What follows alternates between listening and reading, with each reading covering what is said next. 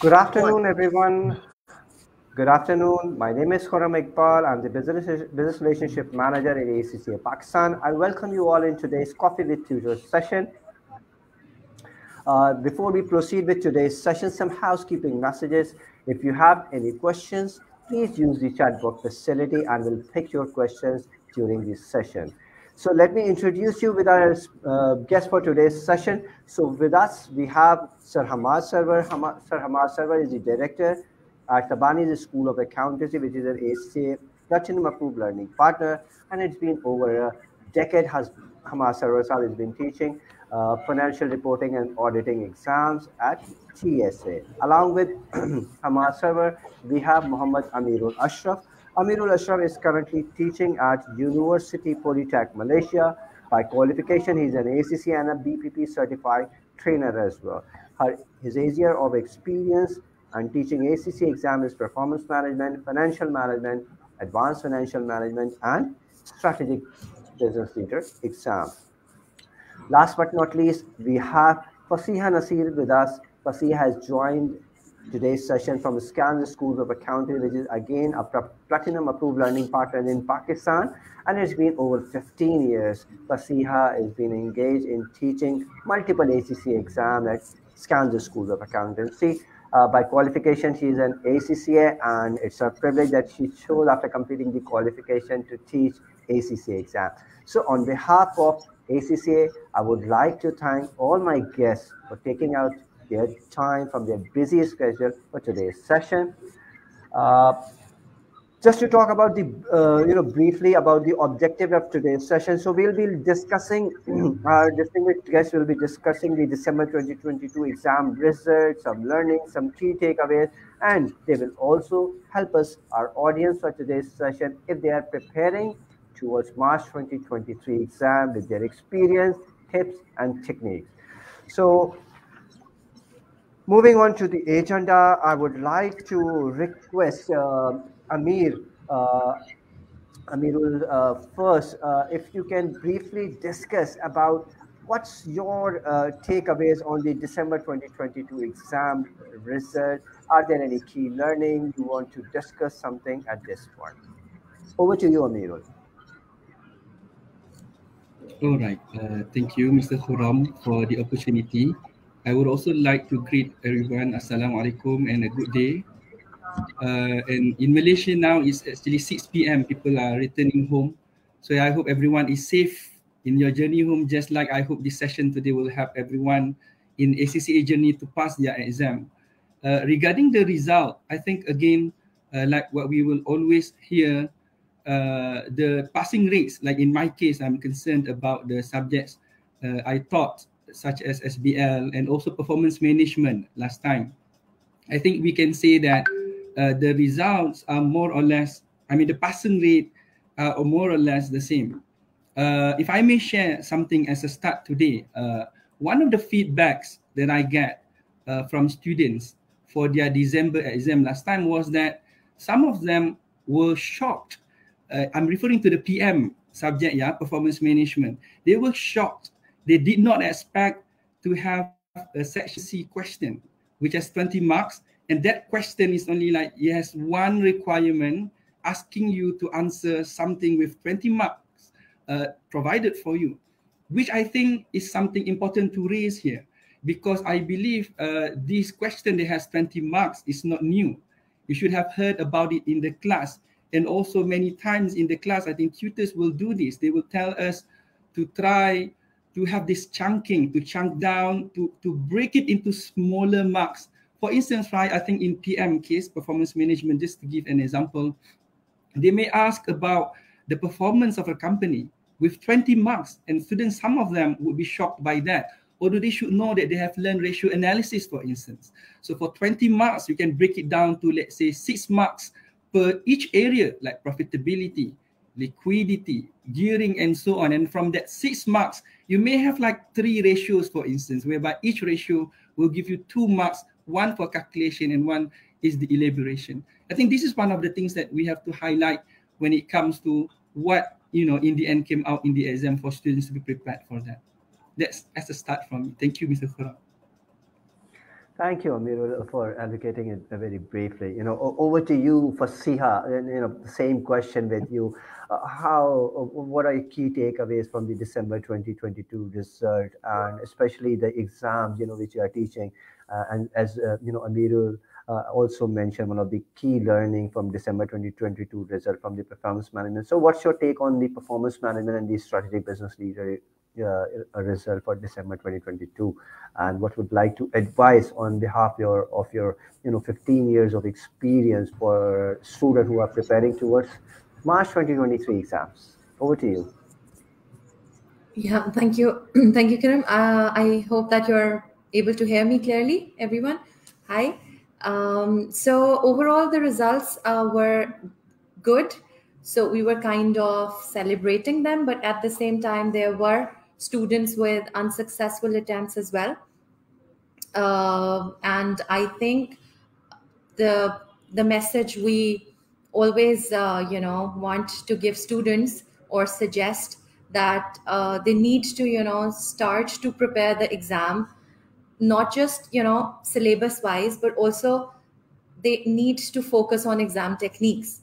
So the idea of fulfilling the requirements of the examiner in the way that you are taking care of the exam techniques, learning those techniques is very, very important, and then only you will be able to conveniently pass the exams. So yeah, we will be talking more about the specific exam techniques, but one of the aspects which is kind of new but is there is the exam performance review, which is now available to all the students for applied skills exam. So that is like a very great tool which we are trying to tell students to use effectively if they are going for a reattempt, and also for the future exams they are taking up. So that is something we are currently trying to work on.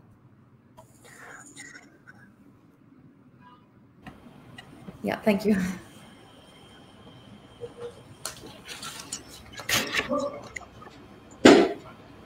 We can't hear you, sir. Hello. Thank you very much, Fasiha, for bringing this my exam performance feedback element in today's session. Definitely, it's on top of our agenda, and I'll come back to all of you, all our panelists for today's session on this important support tool for our students. So, moving on to Hamad, right? So, Hamad, what in your view, how do you feel that the overall exam result of yours has been contributed the entire journey of your ACCA qualification, which you are teaching at your institution? And especially if you talk about the reporting papers, right? So how do you feel? What are the key learning and key takeaways in the paper that you are teaching? Okay, thank you so much, Kuram, for providing this opportunity. Okay, talking about the overall result, I think the overall result is quite moderate as compared to the previous attempts, but there is one paper that is audit assurance that is, I think, a nightmare for the student, where you can see a 4% decline in the result as compared to the previous attempt. And surprisingly, there is also a decline in SBR as well, that is 4%, which is not usually expecting from the students, because in my personal opinion, the examiner of SBR is very kind to the student, and they usually give the exam, which is the result, which is 50% mostly. But now it's 47%. But if you talk about SBR paper, FR paper, sorry. FR paper, there is a decline of 1% as compared to the previous session. So I think the overall result is moderate, but there is a 3% increase in the PM. So good news for the PM students. Uh, okay, when we talk about the students who got failed in the examination, there are certain mistakes that the students do almost in every attempt, and now the students can see their mistakes from the my exam performance, where we can easily identify the time management, where the students are lacking the time management, their knowledge, their application of the knowledge, their narrative part, their calculation part, and their performance in the CRQ. So everything is available in front of the student. So I think that's a tremendous. I think it's a wonderful tool for the student, and it's very helping the students to pass their exams in the very next attempt, because previously there was a feedback from the student that we don't know that why we got failed in the examination. But nowadays the student have got the clear idea, at least at the fundamental level, at the skill module level, that why they got failed and where they need to work on, which part of the syllabus they have performed well, and which part of the syllabus they didn't perform well. So what are the areas that they have to improve? And at I usually, when the students come to me and tell me that I got flunked in the examination, I usually take one-to-one session for those students, because every student has facing a different problem in getting the failure. So we work on one-to-one student, and they give their feedback. We took their mock exams, and then we will be able to identify that where the student is lacking.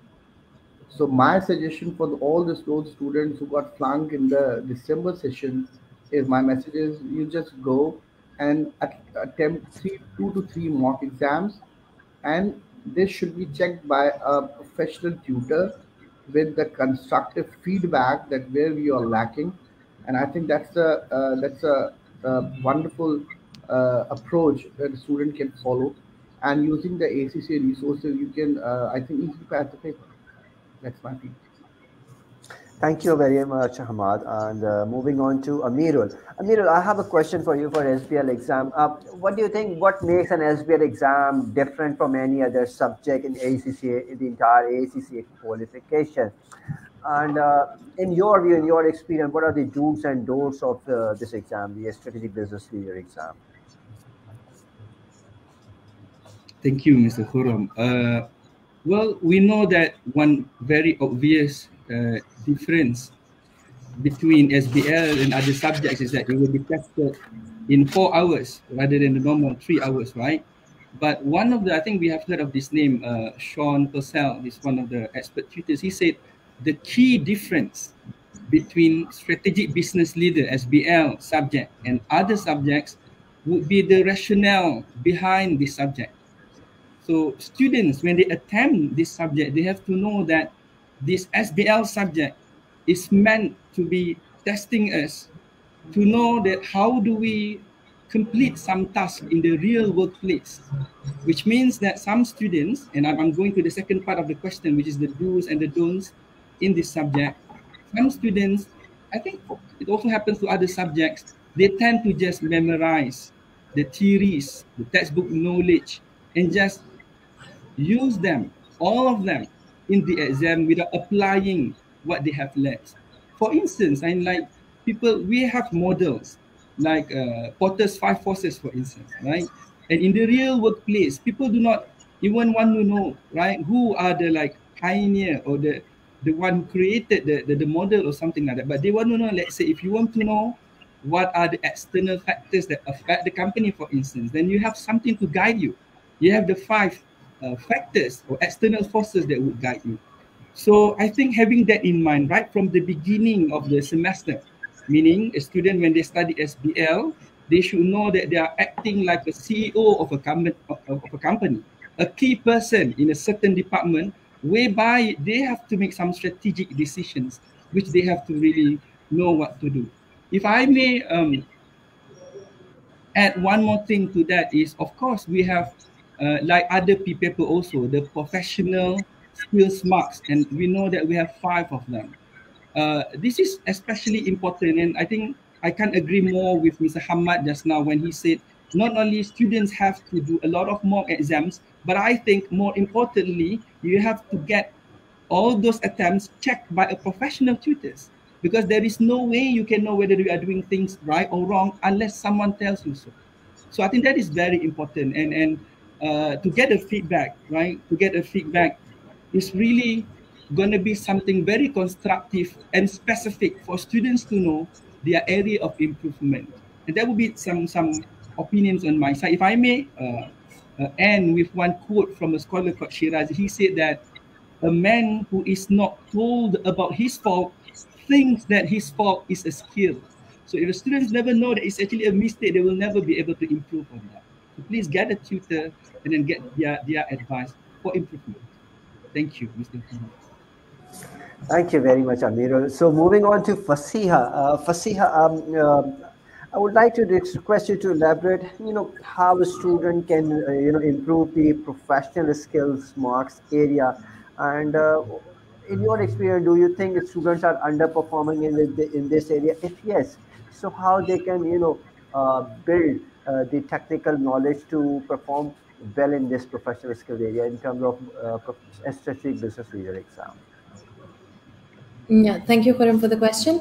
So professional skills in SPL, the first thing is that they're 20% marks of the total exam, so they are material marks. You can't just, ignore them and pass the exam. That's the first thing we need to understand. Secondly, the answer to the question that are students doing well in this particular area, I can say yes and I can say no. So for some students who actually are working practically, they tend to demonstrate better professional skills while writing their answers. But most of the full-time students mostly struggle with the basic understanding first, and then how to actually write an answer which demonstrate the professional skills.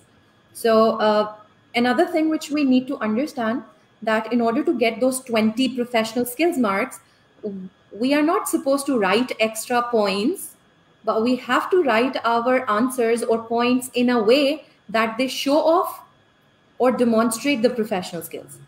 So for that, I think there are a couple of suggestions I can give, as well as if you keenly read the examiner's report after you are done with, solving a particular case study from the past exams, that is definitely going to help, because the examiner has very clearly written in each examiner report what were the problems in the professional skills area.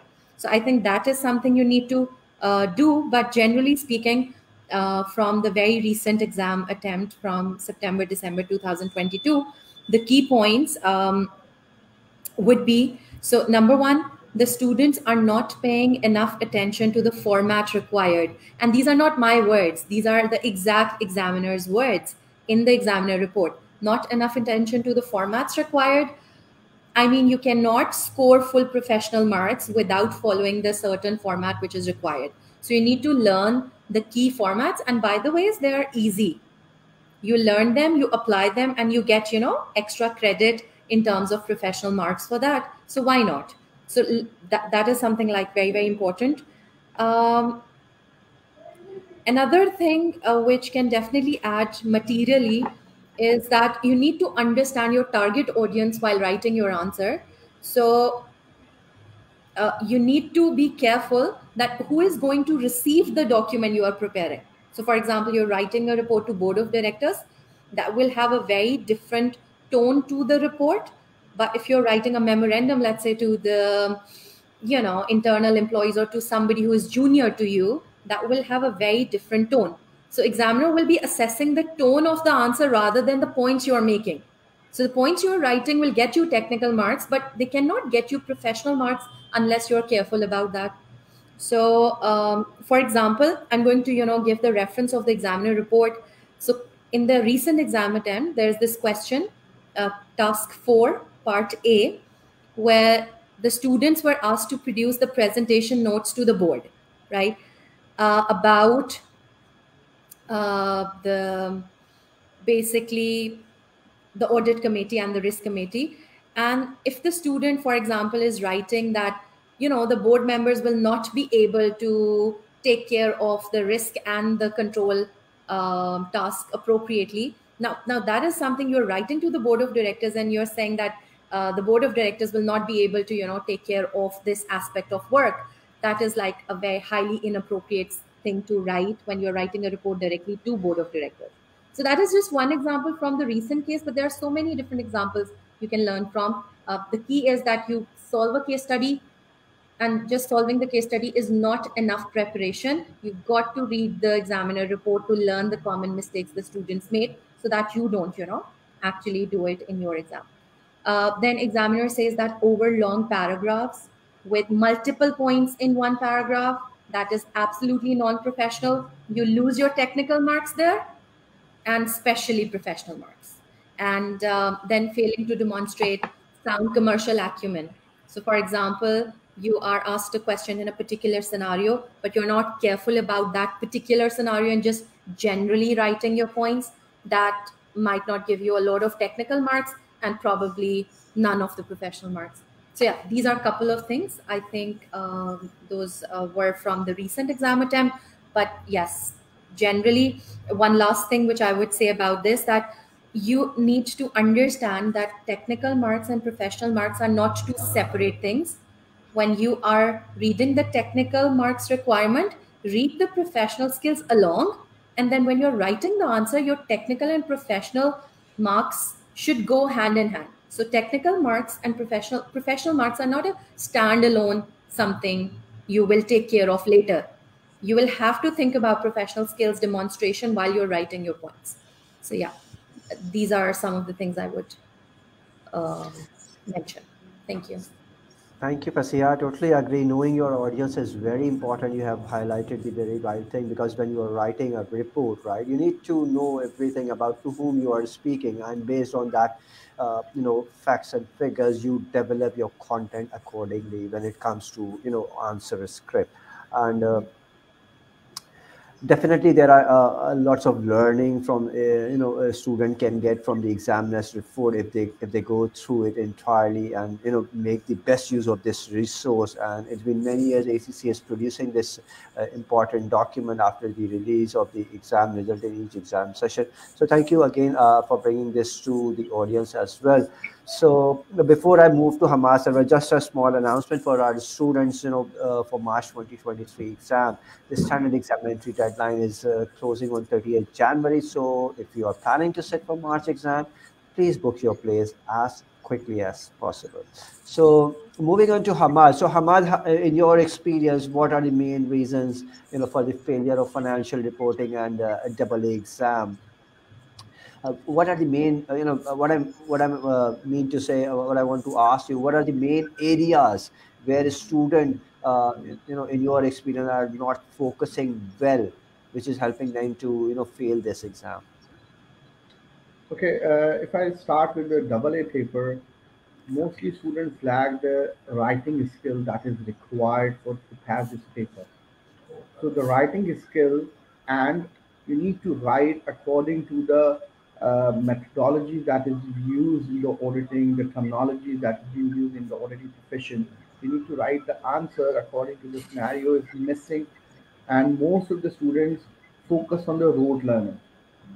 So if you simply just read all the procedures like audit procedures, substantive and test of control, and just write in the answer, so it will not going to help you in the examination, because examiner want a specific answer specific to the scenario. So if you see the overall structure of the paper, almost 70% of the paper includes risk assessment area, controls, and substantive procedures along with the reporting. So these are the areas in which usually students lack, and these areas require specific training of the writing skill, that how to write your answer, how to respond to a particular control, how to write the risk assessment, how to respond to the risk. So these are the areas which is lacking for the student, and usually student don't focus on uh, writing and doing the practice. Most of the students are complaining about the time management in the examination. So they don't practice on the computer. So the typing speed is a big challenge for the student in double A. And knowledge, with respect to the knowledge area, there are three major topics that usually examiners examine at double A paper. That is ethics, second topic is corporate governance, and the third one is that is related to internal auditing and some of the procedures that has been asked in section A and B. But the examiner, when they ask a question about the procedure in section A, they will very closely monitor the performance of the student. The answers are very much similar, so you need to identify the right one. That's a big challenge for the student. So these are the major reasons the students got failure, and the solution is very simple to pass this paper. That you need to attempt few questions on the computers that will improve your typing speed, and then This should be checked by a professional tutor. When the professional tutor will give you the constructive feedback and give you the training after checking your paper, that how to write your answer and what are the mistakes that you are doing should not be repeated in the examination. So this is the best way that so you can pass the paper. And one of the important general point is the students don't use the resources that is available on the ACCA website. The best resource is, I think, the examiner's feedback, examiner's report that is available for each and every session. Students don't bother to read these type of reports, which is very important, I think. Then, secondly, the technical articles that is available on the website. So, and most importantly, there is an English language test for each and every paper. English language guidelines that is available for every paper, which students don't usually use these sort of types of tools.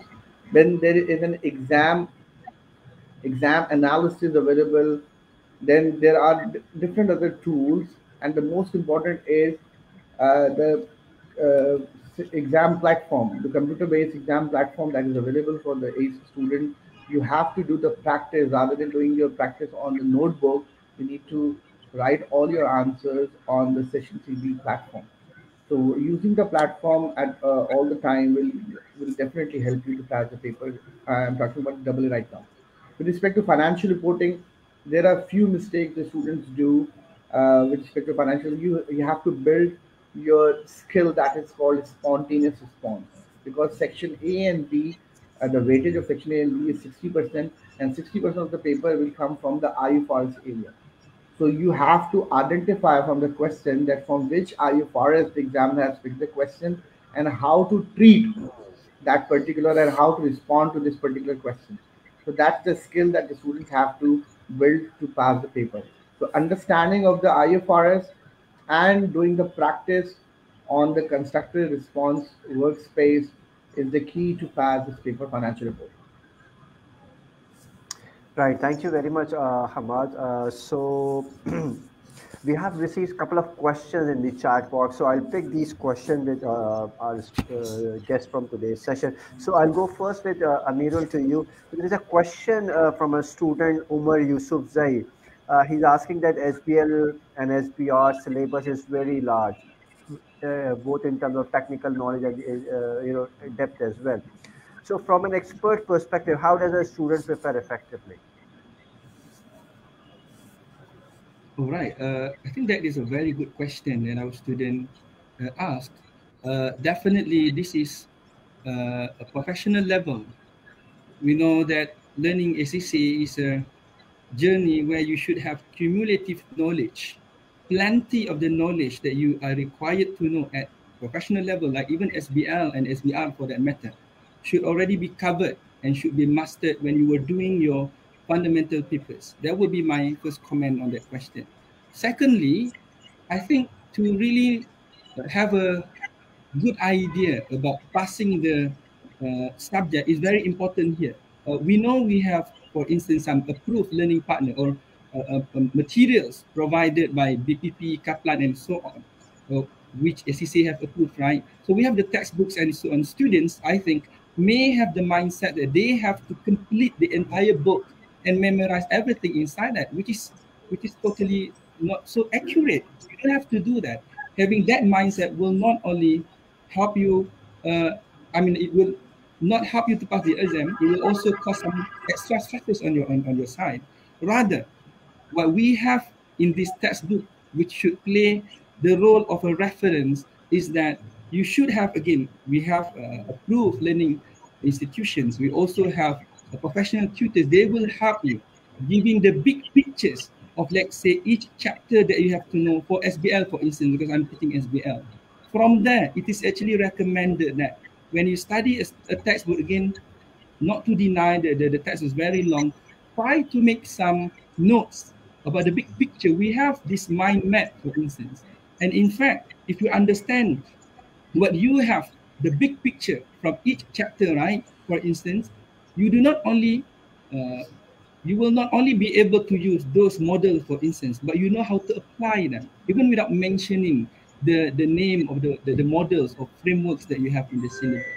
If I may add, I think like our another panel for today, Fasiyah has said, the idea of that we have to also consider professional skills, which come hand in hand with technical skills or knowledge that you need when you answer the question.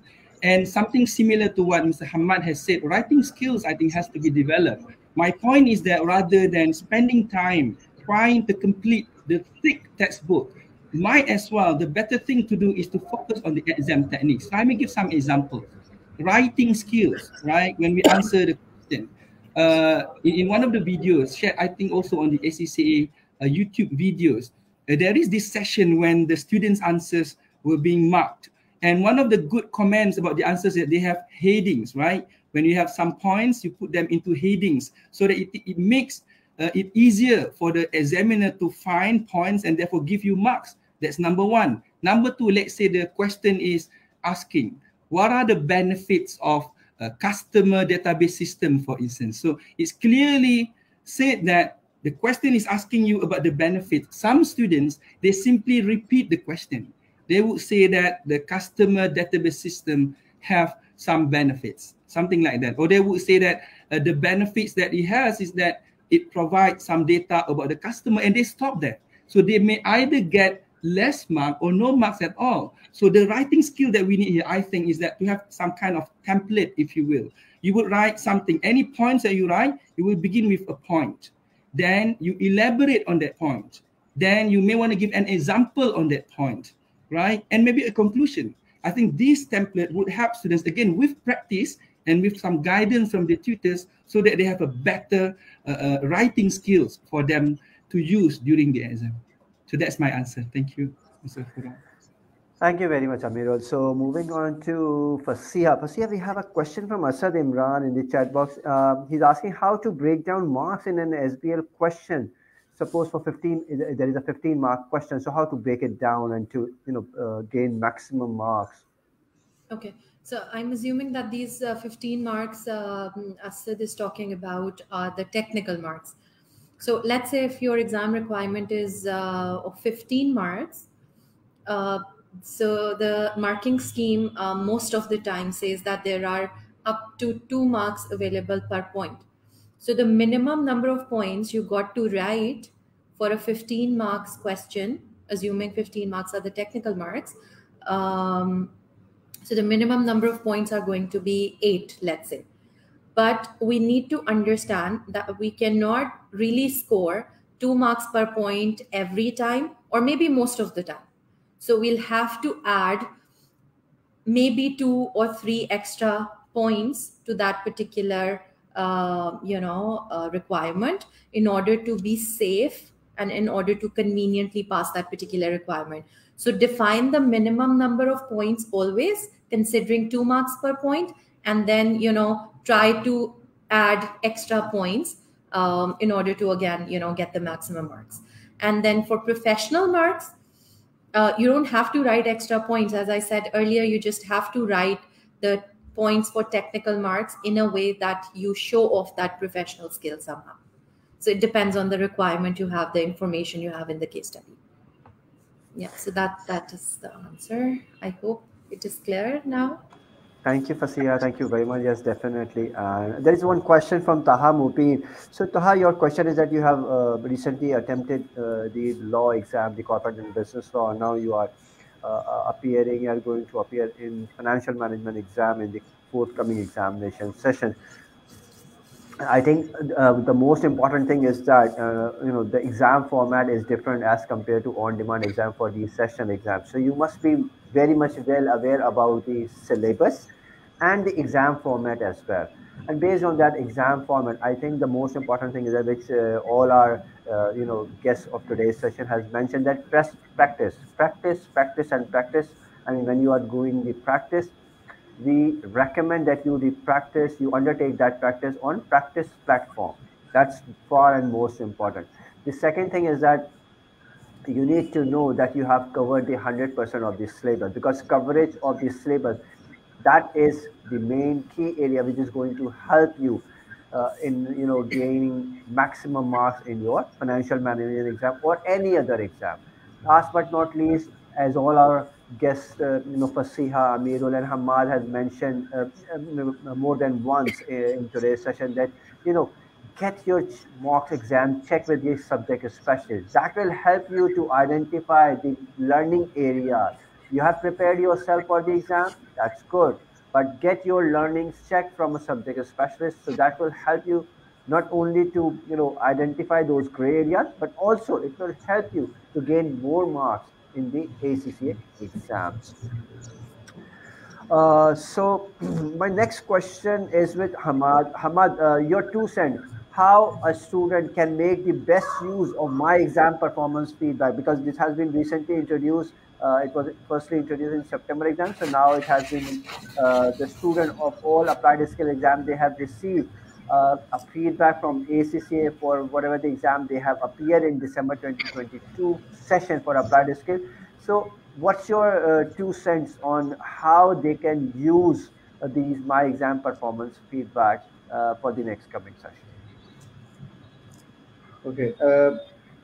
First of all, I think a student has to identify from the My exam performance area that what are the areas where the student is lacking. For example, if the time management is the issue, then you need to focus on your time management. You need to focus on your practice, and you have to set the time before doing the practice. And a paper or a question should be completed in the relevant time period that is available for the question. Number one. But if the syllabus area is the weak portion, for example, the student is lacking in the consolidation area, then you need to do the practice on the consolidation. And it's my suggestion, because we have enough time, that I'm recommending the student who score less than 48% marks to take the class remaining rest of the classes that is available for the mark session. So that's my suggestion. And my personal recommendation for the students who can take the physical classes should have to go for the physical classes, face-to-face classes, rather than the online classes, because I think the learning component is comparatively lower in case of online as well as the physical classes, if it is available in your region, in your locality. Then examiner will give you the feedback about the application. If you are weak in the application area, so you need to improve, and how you can relate your knowledge with the scenario. And if your knowledge is weak, then you have to focus on the memorizing the things. And if your calculation is weak, so examiner is giving you the complete x-ray of what you have done in the previous attempt. So you have to identify your weaknesses, and then you need to work on. And it's highly recommended to select some mentor with you who can help you out with this process, and how you can find out to pass this paper. So, and most importantly, most of the students still are doing practice on the notebooks and using the pens and papers. So it is highly recommended to do the constructive response workspace or the ACCA practice platform for the CRQs. So CRQs is the area where the students normally perform poor as compared to section A and B, where you have objective type questions.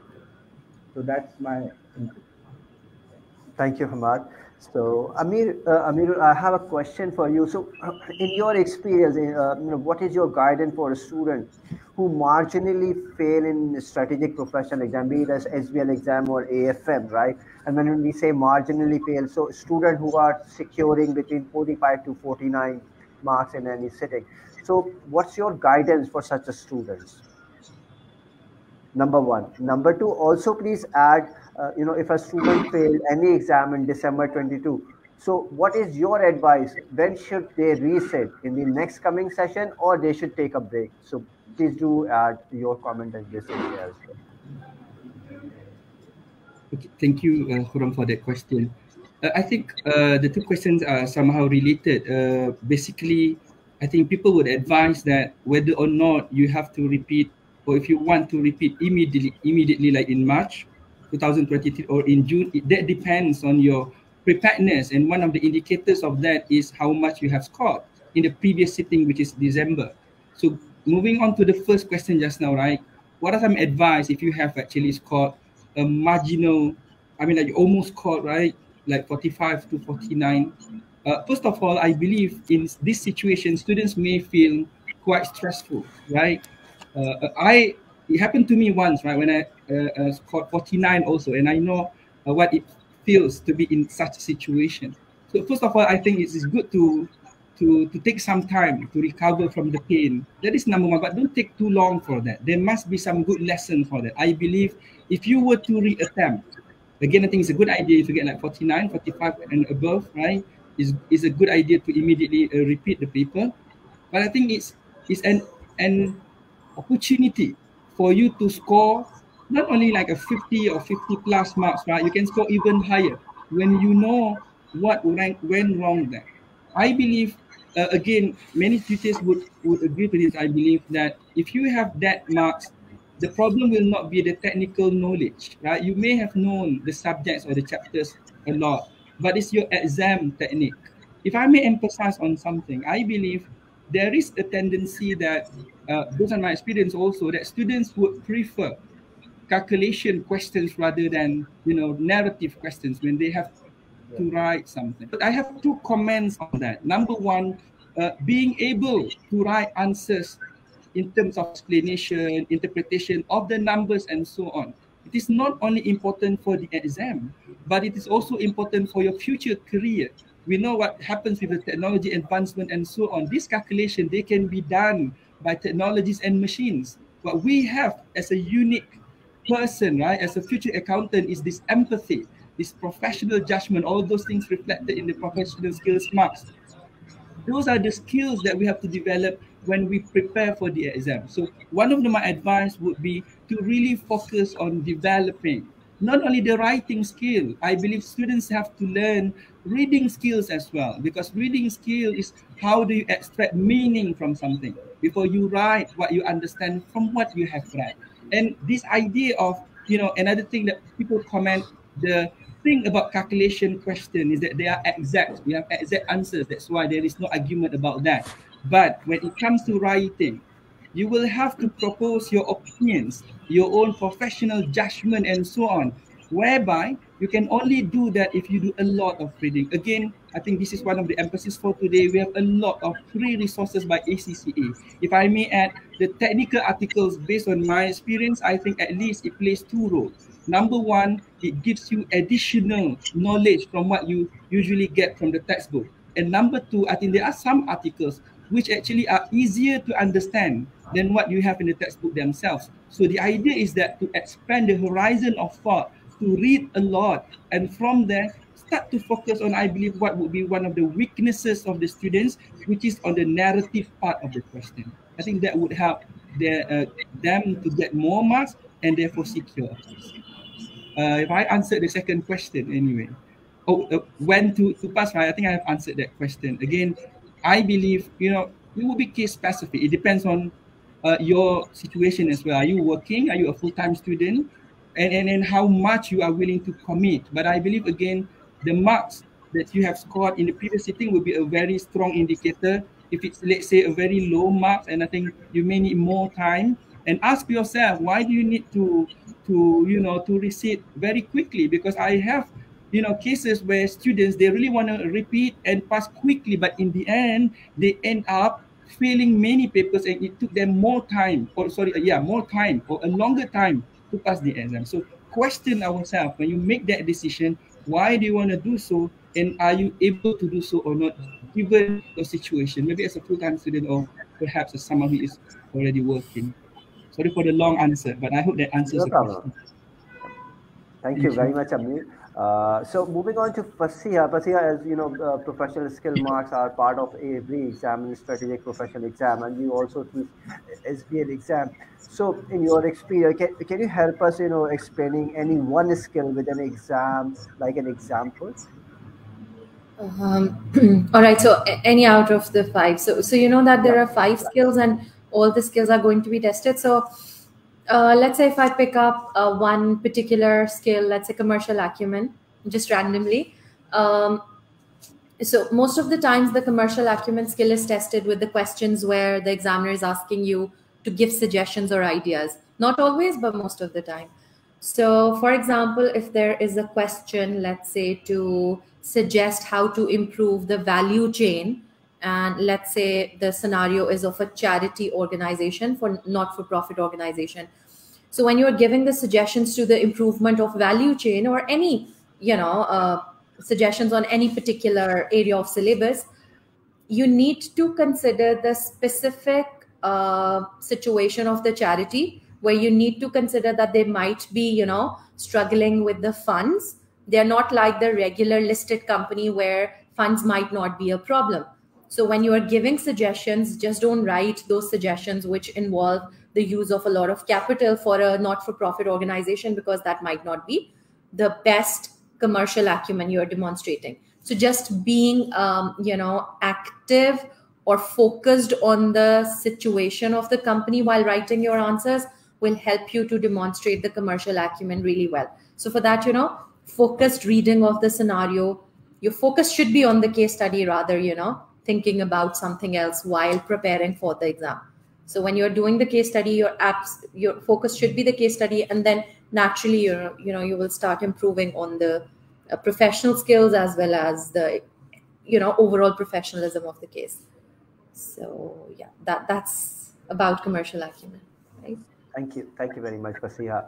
So moving on to Hamad. Hamad, a good number of times we have discussed in length the support mechanism available at the Bali School of Accountancy for the student to progress with the qualification, and the same system is available in our other institution, all other partners in Pakistan as well.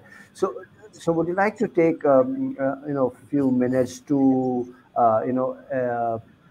tell us more about what support are in place in TSA for marginal failure students? And I'll move on to Fasiha and Amirul, to you as well with the same question. If you can have a quick 2 cents on this question. Okay, before answering this question, whenever the student comes to me and tells me that I got 48% marks and 49% marks, so I always reply to my student that it's not about the matter of 1 or 2 marks. It's a matter of 51% marks.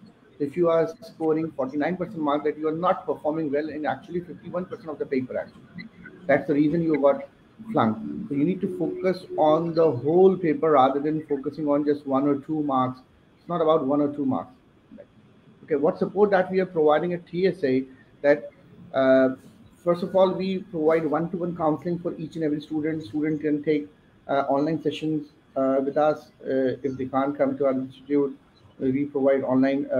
We provide face-to-face solutions at our campus, and even the students can contact us on the WhatsApp as well. Secondly, we provide free mock checking facility to our students. So every student can submit a mock exam to us, and we just check the mock exam and we can give them a constructive feedback that where you are lacking and how you can pass the paper. And we are providing 50% discount to the resitters, where the students can avail the remaining physical classes, the recorded lectures of the previous classes that they have missed. Then they will get the free crash course in this fee, and there will be a mock checking facility available. 3 to 4 mocks will be given to the student, and there is a regular assignment checking facility to the student. Students have to submit assignment on a daily basis, and we check the assignment and give them the feedback. On a regular basis. So that really helps the student to pass the paper. And for the students who can't visit us, we have Tabani's Academy, our online platform through which students can take the recorded lecture, where for every topic there is a test available, and for the long questions they have to submit their answers, and we have a reviewers, we have a checkers. They check the papers, and then they give the feedback to the student that why you got failed in the examination and what are the areas you have to improve. And the students can take the live session with the tutors as well if they have joined the Tabani Academy. And we provide 24/7 WhatsApp support for all type of queries that they have. So we have dedicated staff who are available for every paper on the WhatsApp to support the student for every type of query. The student can ask you question at any time they want. So that's the reason we have the team. So that's. Thank you, Hamad. Thank you very much. Thank you very much, Ahmad. So over to you, Fasia. So can you please explain briefly to us, what support are in place for students, right, at SCAN, the Schools of Accounting, because SCAN has multiple campuses across Pakistan, especially the central and north region of the Pakistan. So what support mechanism are in place in general for the support of the student and especially for the marginal failures? Over to you. Yeah, thank you. I think the support is available in many different forms, but for the students, I think the first thing is that they got to see the tutors, which they're already doing, and discuss the specific situation if they are failing and they are from the applied skills exam. The first thing which needs to be done and which is currently being taken up is that first we need to look at the my exam performance, because that tells you everything about time management, the syllabus areas, the objective test skills, and as well as the constructed response. So there are two areas given there. Feedback is given as well as the steps forward, what needs to be done. So according to that feedback, we suggest students to do more practice, for example, on their own. But if students feel, and if we feel that they need to get back to attending the classes, then we do have for the repeaters discount available for the students. And for marginal fail students, most of the time, if you ask me honestly, depending on their particular situation, we offer them the marking facility where they basically solve some of the questions from past exam, and we discuss where they're lacking, basically because for marginal students who are failing, especially from 45 to 50, I think the technical knowledge might not be a problem, it might be the exam technique. So that can can be discussed best if they give something in writing and we give feedback. So yeah, all kinds of these options are available. They can attend classes, get the mock only, assignment only option, as well as discussion with the tutor and the counselor we have. Right. Thank you. Thank you, Fasia. So moving on to Amirul. Amir, what support are in place at University of Polytech in Malaysia for student in general to progress with the qualification? And also, please highlight some specific support material or the intervention which is available at your institute for the marginal failure student. Okay, thank you, Khurram. Well, for the record, we have just received a full university status just recently on the 6th of January. And with that in mind, we are also moving from gold status to platinum status. Inshallah, please pray for us for that. And I think basically what like Mr. Hamad and Fasiha has said is something that we have also done in our institute with some, of course, differences and uniqueness. If there is something new, if I may add here, we have this good relationship, and we are creating that relationship with platinum status tuition provider like Sunway College, as some people know in Malaysia. And we have now provided students, this is something new which is starting this semester, a new iClass platform where students can access their materials online, and there are plenty of resources there, right? But I think in addition to that, if I may add, I really hope that students do not have the mindset that there is something magical, that is really easy for them to just take it and then pass the exam easily. At the end of the day, I think there are plenty of resources out there, including those provided by our institution and many other institutions out there. But the real issue here is whether we benefit from the resources that we have or not. Because if I may share one true story, my own ex-student when I was in the previous institution last time, she passed her financial management after attempting for the 7th time. It is the attempt number 7. And before she passed that paper last December, she actually came to me and we had some small or short sessions. And from that sessions, I felt quite unfortunate because it was quite passionate on her part, but good that she passed anyway. There were a number of things or technical knowledge that it could have been corrected earlier on had she come to a tutor to correct that. And I think, again, this is very important to know for students. Again, there is no something called magical. This is, again, practice, hard work, and also to be smart as well is by going for approved resources, tutors, and institutions so that you are on the right path to pass the exam. And one last, if I may add, of course, we do have a specific group or a specific class for those who marginally pass, right? Those who almost scored 50 in the exam. So that will be one of the things that we provide in our institution currently. I hope that answers the question. Thank you. Yeah, very much, Amir. Thank you very much, Amirul, for your answer, for your detailed information. And we are left with only 5 minutes. So I have one more question for all my panelists, right? So I'll go one by one to you. And I'll request if you could briefly touch on this question as well. One thing from my experience, I can say that the students are not, that much motivated to appear in the mock examination at our institutes or the approved learning partner. So, is there any tip? Is there any suggestion from your side for these how they can motivate themselves to appear in these mock exams and as many as mock? So, I'll go with Hamad first. Hamad, quickly, your 2 cents on this. Okay, talking about the motivation level, actually students usually have a fear that if we attempt a mock examination, we are not yet ready, or we might got failed. But be getting failed in front of the institution, I think is better than failing the ACC examination, where you have to. There is a loss of obviously the financial resources as well, and most importantly your time is the key. So the students have to uh, select some mentor. I think I'm recommending the students to go for some mentor who will give you the motivation that if you attempt the mock examination, you will definitely improve, and you will definitely check the flavor of the 3 hours exam sitting. So exam simulation for 3 hours, that how you perform in the 3 hours. It's not about the matter of attempting one question or one MCQ or one CRQ. It's about the whole your whole performance in 3 hours. So how you perform in 3 hours is a matter in front of the computer with respect to your typing speed and your spreadsheet skills.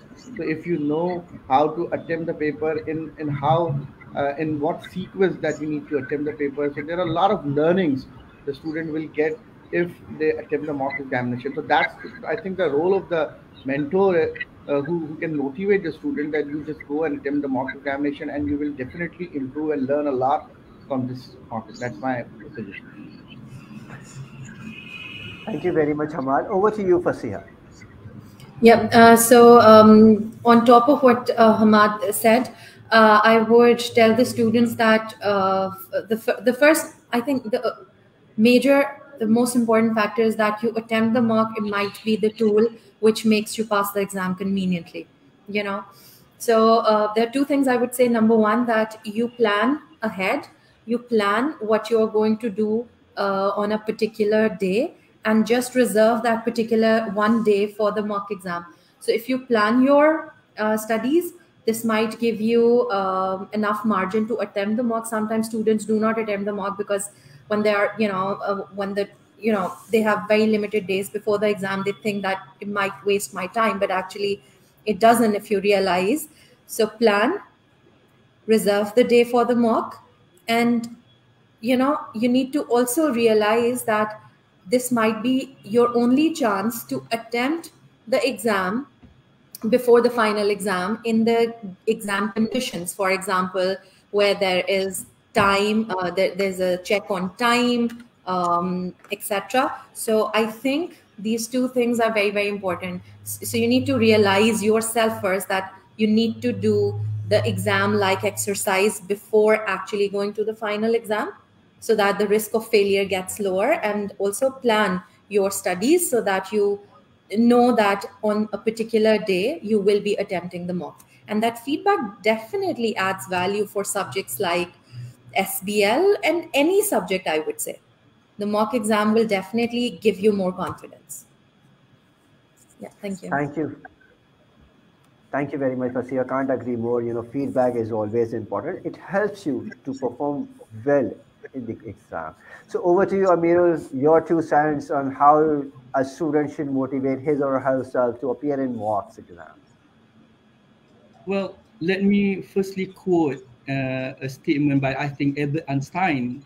He was reported to say that the definition of insanity, of being crazy, is doing the same thing over and over, expecting a different result. Students, if you did not pass your exam last time and you know that you did not go for the mock exam or the progress test, then you know you have to do something differently. You should know that that's exactly why you didn't pass. So you need help from this kind of platforms such as mock exams and so on. And secondly, if I may add, I think we are social animals. We need support. I have cases where out of like many students, one of them did not pass the exam, and when we investigate, we found out that the reason was because the teacher did not motivate the student well enough. I think we have lost Amirul. So Can you hear me? yeah, we can hear you. You can continue, Sorry, Amirul. I think it was the internet connection. I was saying that the second point is try to find some good buddies whom you can study with, because sometimes we have less motivation because we are on our own. We are alone. Again, I think students should have a mindset that you don't want to only succeed in the exam, but you also want to succeed in the workplace later, whereby you will not work alone. You will work in a team. So you can start doing that while trying to pass the exam by finding friends or buddies who can help you to be motivated to attempt the mock exams and so on. And like other speakers have said, so that you are getting better with the feedbacks and so on. So thank you. That's on my side.